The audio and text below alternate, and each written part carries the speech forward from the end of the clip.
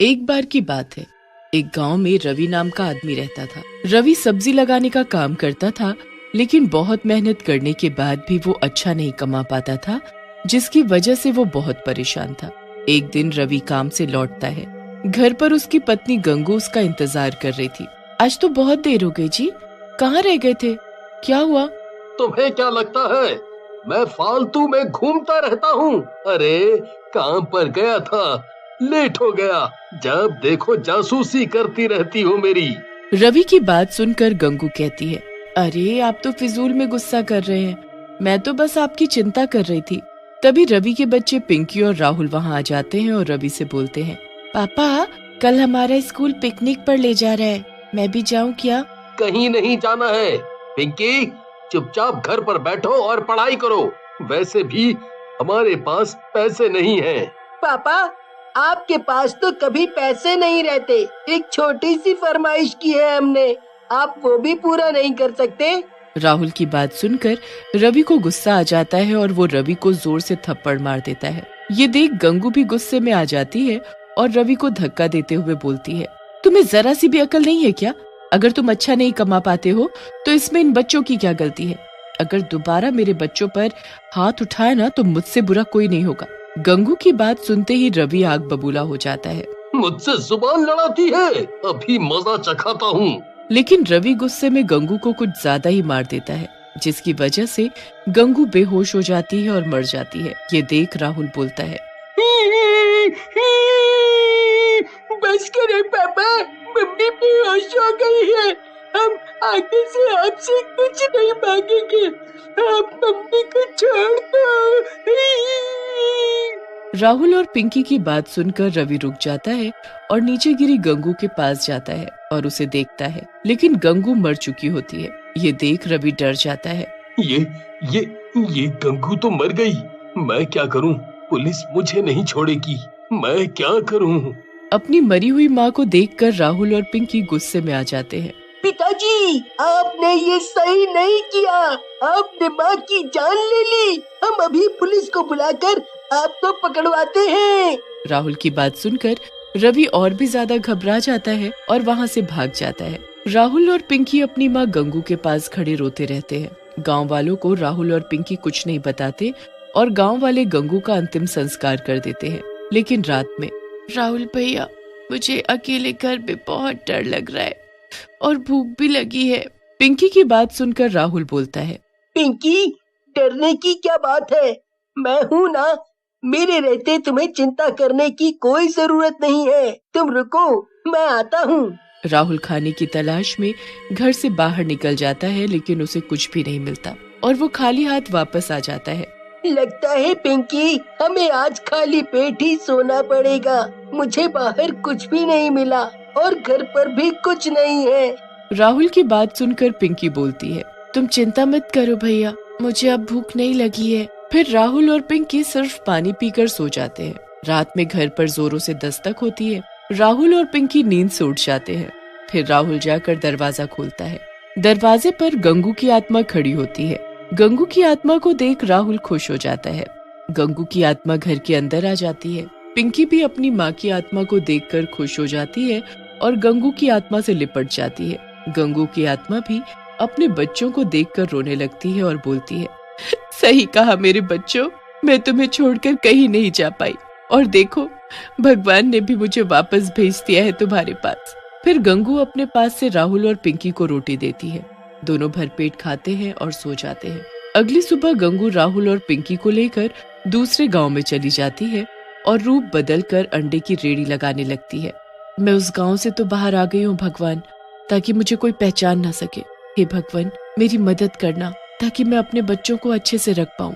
फिर गंगू रोज अंडे की रेड़ी लगाती और अंडे और ऑमलेट बना बना कर बेचती। उसके ऑमलेट और अंडे बहुत ही ज्यादा स्वादिष्ट होते, जिसकी वजह से दूर दूर से लोग उसके पास आने लगे। गंगू बहन, तुम जो ऑमलेट बनाती हो बहुत ही स्वादिष्ट होता है। मैंने उतना बढ़िया ऑमलेट कभी नहीं खाया। गांव वाले की बात सुनकर गंगू की आत्मा बोलती है, सही में भैया, लेकिन मेरे पति को तो मेरे हाथ का खाना पसंद नहीं है। अच्छा बहन, माफ करना, आपके पति को फिर कुछ नहीं आता जाता, उसे नहीं पता स्वाद का। हाँ। जैसे जैसे समय बीतने लगा गंगू की कमाई बढ़ने लगी और राहुल और पिंकी भी खूब खुश रहने लगे। लेकिन शायद उनकी किस्मत में ज्यादा दिन खुश होना नहीं लिखा था। गंगू से जलने वाले भी बहुत हो गए थे। एक दिन राणा नाम का दूसरा रेडी वाला अपने दोस्त काला से बोलता है, जब से ये गंगू यहाँ रेडी लगाने लगी है तब से हमारी बिक्री बंद हो गई है। पता नहीं मनहूस औरत लोगों पर क्या जादू करती है। मन तो करता है इसका गला दबा दूं। सही कह रहे हो भैया, चाहता तो मैं भी यही हूँ। जब से आई है हमारी तो कमाई ही बंद करवा दी। फिर काला और राणा गंगू को मारने का प्लान बनाते हैं और एक आदमी को गंगू को मारने के लिए बुलाते हैं। वो आदमी कोई और नहीं बल्कि रवि होता है, जो कि एक गुंडा बन चुका होता है। तुम दोनों चिंता मत करो, उस अंडे वाली की मैं भुर्जी बना दूंगा, भुर्जी। बस तुम दोनों बताओ कि वो कहाँ मिलेगी। फिर रवि काला और राणा की बताई जगह पर गंगू की रेड़ी के पास पहुंच जाता है और गंगू को पीछे खड़े होकर बोलता है, ए औरत, तूने मेरे दोस्तों का काम चौपट कर रखा है। आज तेरा आखिरी दिन है। आज के बाद तू कोई भी रेडी नहीं लगा पाएगी। रवि की बात सुनकर गंगू की आत्मा पलटती है। रवि गंगू को देखकर हैरान रह जाता है और डरते हुए बोलता है, गंगू, तू जिंदा कैसे हो गई? मैंने तो तुझे अपने हाथों से मारा था। रवि की बात सुनकर गंगू हंसने लगती है और बोलती है, तेरी मौत मेरे ही हाथों लिखी है, इसलिए शायद भगवान ने मुझे वापस भेजा है और मैं गंगू नहीं उसकी आत्मा हूँ, समझा। तभी गंगू अपने डरावने चुड़ैल के रूप में आ जाती है और रवि को गर्दन से पकड़कर उठा लेती है। रवि दर्द और दम घुटने की वजह से तड़पने लगता है। छोड़ दे मुझे गंगू, जाने दे, माफ कर दे। मैं कभी ऐसा नहीं करूँगा, माफ कर दे। तभी वहाँ पिंकी और राहुल भी आ जाते हैं। रवि की ऐसी हालत देखकर राहुल और पिंकी गंगू के पास जाते हैं और बोलते हैं, माँ, आप पिताजी को मत मारो, इनके खून से अपने हाथ मत रंगो, हम दोनों यही चाहते हैं। पिंकी और राहुल की बात सुनकर गंगू रवि को दूर फेंक देती है और बोलती है, देखा दुष्ट, तेरे इतना बुरा करने पर भी मेरे दोनों बच्चे तेरी जान बचाना चाहते हैं। जा, यहाँ से चला जा। लेकिन तभी वहाँ काला और राणा आ जाते हैं और पिंकी और राहुल को पकड़ लेते हैं और बोलते हैं, बहुत हुआ तुम दोनों का मिलन।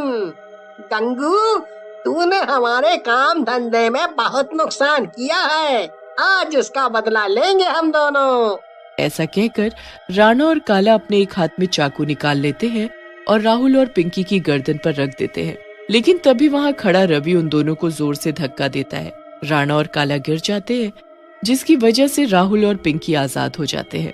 ये तूने क्या किया रवि? अब इनसे पहले तेरा नंबर आएगा। ऐसा कहकर राणा और काला रवि को चाकू मार देते हैं। रवि घायल होकर गिर जाता है। गंगू को बहुत गुस्सा आता है और वो उन दोनों को उठाकर दूर फेंक देती है, जिसकी वजह से काला और राणा दोनों मर जाते हैं। गंगू रवि के पास जाती है और बोलती है, आज तुमने मेरे दोनों बच्चों की जान बचाई है, इसकी वजह से मैं तुम्हारे सारे पुराने पाप माफ करती हूँ।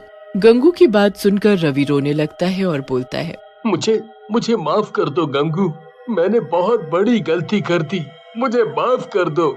रवि की बात सुनकर गंगू बोलती है, तुम्हें मैं माफी तभी दूंगी जब तुम अपने बच्चों को संभालोगे और उनका ख्याल रखोगे। मैंने अपने दोनों बच्चों के नाम बहुत पैसा छोड़ा है और अब ये अंडे की रेडी तुम संभालो।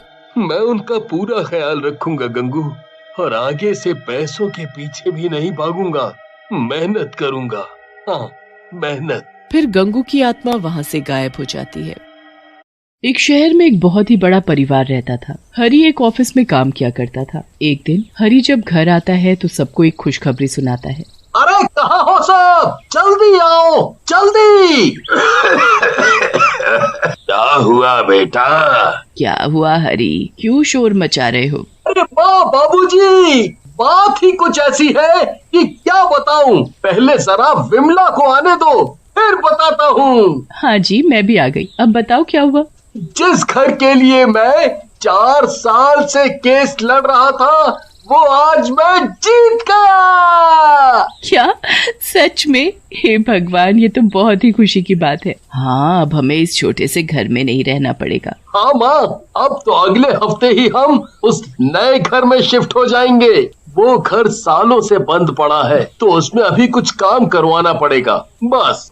कोई नहीं जी, इतने साल इंतजार किया है तो कुछ दिन और सही। हरी अपने उस घर की मरम्मत करवाने लगता है। वो घर काफी बड़ा होता है और उसमें बहुत सारे कमरे और एक सुंदर सा बगीचा भी होता है। हरी तो बस दिन गिन रहा होता है कि कब वो अपने परिवार के साथ उस घर में शिफ्ट होगा। उस घर को ठीक करने के लिए हरी ने कुछ लोगों को काम पर लगा रखा होता है। एक दिन जब उस घर में काम चल रहा होता है तो हरी को अपने पीछे एक परछाई महसूस होती है। वो जल्दी से पीछे मुड़कर देखता है तो वहाँ कोई भी नहीं होता। अभी तो यहाँ कोई न कोई था, शायद मेरा वहम होगा, क्या पता कोई मजदूर हो। ऐसा हरी के साथ 2-3 बार होता है पर कभी उसे कोई दिखाई नहीं देता। घर की मरम्मत का काम भी खत्म हो जाता है और पूरा हफ्ता कैसे बीत जाता है पता भी नहीं लगता। हरी और उसका पूरा परिवार फिर उस नए घर में रहने के लिए आ जाते हैं। सब इतना बड़ा घर देखकर बड़े ही खुश होते हैं, पर बच्चे सबसे ज्यादा खुश होते हैं क्योंकि उन्हें खेलने के लिए काफी बड़ी छत और बगीचा जो मिल गया होता है। ये घर सच में बड़ा ही सुंदर है, पर इतने बड़े घर में मुझे एक काम वाली तो चाहिए ही होगी। हाँ, मैंने पहले ही एक काम वाली से बात कर ली है, वो शाम से काम पर आ जाएगी, तुम चिंता मत करो। ठीक है। शाम को शांति नाम की एक काम वाली आती है जिसे बिमला काम पर रख लेती है। बिमला को शांति के आने से काफी आराम मिलता है। एक दिन जब बिमला बगीचे की साफ सफाई कर रही होती है तभी वहाँ एक आदमी आता है। वो आदमी दिखने में कुछ अजीब ही होता है। आप कौन और क्या काम है? जी मैम साहब, मैं शांति का पति हूँ। वो शांति ने बताया था कि आपको एक धोबी की भी जरूरत है तो इसीलिए मैं आ गया। हाँ, धोबी की तो बहुत ही जरूरत थी। काफी कपड़े हो गए हैं, ऊपर से पर्दे, चादर और जाने क्या क्या। मेरे तो बिल्कुल बस का नहीं है जो मैं इतने कपड़े धो पाऊँ। आपको चिंता करने की जरूरत नहीं है, मैं सब कपड़ा फटाफट धो दूंगा, आप बस मुझे कपड़े लाकर दे दो। ठीक है, मैं अभी लेकर आई। बिमला अंदर से कपड़े लाती है और उन सब कपड़ों की एक गठरी बनाकर उस धोबी को देने लगती है। देखो, कपड़े बिल्कुल अच्छे से चमकने चाहिए। मेरे पति को गंदे कपड़े जरा भी पसंद नहीं है। अरे मेम साहब, आप परेशान ना हो, मैं बहुत अच्छे से कपड़े धोऊंगा। हाँ। बिमला अब जाकर चैन की सांस लेती है। उसे शांति और धोबी की वजह से बड़ा ही आराम मिलता है। शांति अपनी सफाई में लग जाती है और धोबी भी कपड़े लेकर वहाँ से चला जाता है। बिमला आराम से बगीचे में जाती है क्योंकि उसे तो घर का कोई काम करना ही नहीं पड़ता। कुछ देर बाद धोबी वापस आ जाता है। बिमला दोबारा उस धोबी को आते देख हैरान होती है। हे भगवान, ऐसा ना हो कि कपड़े धोने को मना कर दे। ये लीजिए मैम साहब, आपके कपड़े। अरे भैया, क्या बात हो गई? आपको पैसे कम लग रहे हैं तो मैं कुछ पैसे भी दे सकती हूँ, पर आप ऐसे कपड़े धोने से मना मत करना। आप ये कैसी बात कर रही हो मेम साहब, मैं तो कपड़े धोकर ही लेकर आया हूँ। कपड़े धोकर भी ले आए? पर तुम अभी तो कपड़े लेकर गए थे, तो इतनी जल्दी कैसे कपड़े धुलकर सूख भी गए? अरे मेम साहब, मैं बहुत ही फटाफट काम करता हूँ, यही तो खूबी है मेरी। चलो अच्छी बात है, मैं तुम्हारा हिसाब महीने के आखिर में किया करूँगी। बाकी तुम कपड़े लेने हर 2 दिन बाद आ जाए करना। कभी अगर कपड़े नहीं हुए तो मैं शांति को बता ही दूंगी। नहीं नहीं मैम साहब, उसको नहीं बताना, मैं खुद ही आ जाया करूँगा। कपड़े हुए तो ठीक और नहीं भी हुए तो भी ठीक। अब तो हर 2 दिन बाद वो धोबी कपड़े लेने आया करता, पर वो कुछ ही देर में कपड़े धोकर वापस भी ले आता था। बिमला को ये बात बड़ी अजीब लगने लगी थी। गर्मियों हो या ठंड, पर कोई भी कैसे इतनी जल्दी कपड़े धोकर और उन्हें सुखाकर वापस ला सकता है। एक दिन इस बारे में शांति को बोल ही देती है। शांति, तुम्हारा पति बड़ी जल्दी ही काम नहीं कर देता? मेरा पति? आप मेरे पति को कैसे जानती हो? कैसी बातें कर रही हो शांति, तुम्हें तो पता ही है कि वो हमारे कपड़े धोता है। मेरे पति कपड़े धोता है? ये आप क्या बोल रही हो मालकिन? मेरा पति तो दूध बेचता है, वो कब से कपड़े धोने? अरे पर तुमने ही तो उसे यहाँ भेजा था। आप ये सब क्या बोल रही हो मेम साहब? मैं उसे क्यों यहाँ भेजूंगी? वो दूध बेचता है और सुबह से शाम तक शहर से बाहर रहता है। उसे तो आपके घर का रास्ता भी नहीं पता, तो वो यहाँ कैसे आ सकता है? वो तुम्हारा पति नहीं है तो आखिर ऐसे झूठ बोलकर कौन हमारे घर आ रहा है? मुझे इसका पता लगाना ही होगा। एक तो मुझे पहले से ही अजीब लग रहा था क्योंकि कोई भी 10 मिनट में ढेर कपड़े धोकर और उन्हें सुखाकर कैसे ला सकता है? 10 मिनट में? क्या बात कर रही हो मेम साहब? मुझे तो जरूर ये राजू ही लग रहा है। राजू? ये राजू कौन है? वो एक धोबी था मेम साहब। एक दिन जब वो नदी के पास बैठकर कपड़े धो रहा था तो अचानक जाने कहां से वहां एक मगरमच्छ आ गया और उसे खा गया। उसके मरने के बाद भी बहुत बार लोगों ने उसी जगह किसी को कपड़े धोते देखा है, जबकि वहां तो कोई धोबी नहीं जाता। मुझे तो तुम्हारी ये बात सुनकर बहुत ही डर लग रहा है। अगर वो कोई भूत है तो अब मैं क्या करूंगी? आप घबराओ मत मेम साहब। एक काम करो, आज या कल जब भी वो धोबी कपड़े लेने आएगा तो बिल्कुल वैसे ही रहना जैसे आपको कुछ पता ही नहीं है। उसके बाद आप और मैं उसका पीछा करके देखेंगे कि आखिर में वो सच में भूत है भी या नहीं। हाँ, ये सही तरीका है। पर तुम मेरे आसपास ही रहना क्योंकि मुझे बहुत ही डर लग रहा है। आप चिंता मत करो मेम साहब, मैं आपके आसपास ही रहूंगी। अगले दिन जब शांति और बिमला दोनों रसोई में काम कर रहे होते हैं तभी कोई बेल बजाता है। बिमला और शांति दोनों चौंक जाते हैं। लगता है वही धोबी आया है। इस वक्त वही आता है। आप डरो मत और जाकर दरवाजा खोलो। बिमला और डरते डरते बाहर जाकर दरवाजा खोलती है तो सच में वही धोबी बाहर खड़ा होता है। बिमला के तो होश ही उड़ जाते हैं। वो डरते डरते उससे पूछती है, तुम आ गए? हाँ मेम साहब, अब जल्दी से मुझे कपड़े ला कर दे दो। बिमला जल्दी से अंदर जाती है और ढेर सारे कपड़े लाकर धोबी को दे देती है। उसके बाद धोबी वहाँ से चला जाता है। धोबी के निकलते ही बिमला शांति के पास जाती है और फिर दोनों मिलकर उस धोबी का पीछा करती हैं। धोबी कुछ ही दूरी पर जाकर एक भूत में बदल जाता है। हे भगवान, ये तो सच में भूत ही है। मैंने आपसे कहा था ना मेम साहब कि मुझे वो राजू का भूत ही लग रहा है। देखो मेरी बात सच हो गई। हाँ शांति, ये तो सच में भूत निकला। मुझे तो कभी शक ही नहीं हुआ था। खैर अब हम क्या करें? ये भूत मेरे ही घर क्यों आता है और चाहता क्या है? वो तो हमें इसके पीछे पीछे जाना पड़ेगा, तभी शायद कुछ पता चले। शांति और बिमला दोनों भूत का पीछा करती हुई नदी तक पहुंच जाती है। वहाँ भूत सारे कपड़े लेकर एक किनारे बैठ जाता है और फिर उनको पटक पटक कर धोने लगता है। शांति और बिमला दोनों एक पेड़ के पीछे छिपकर ये सब देख रही होती हैं। बस एक दिन और बाकी है। कल अमावस की रात है। कल हरी के कपड़े धोने के बाद रात को मुझे उस आदमी का शरीर मिल जाएगा।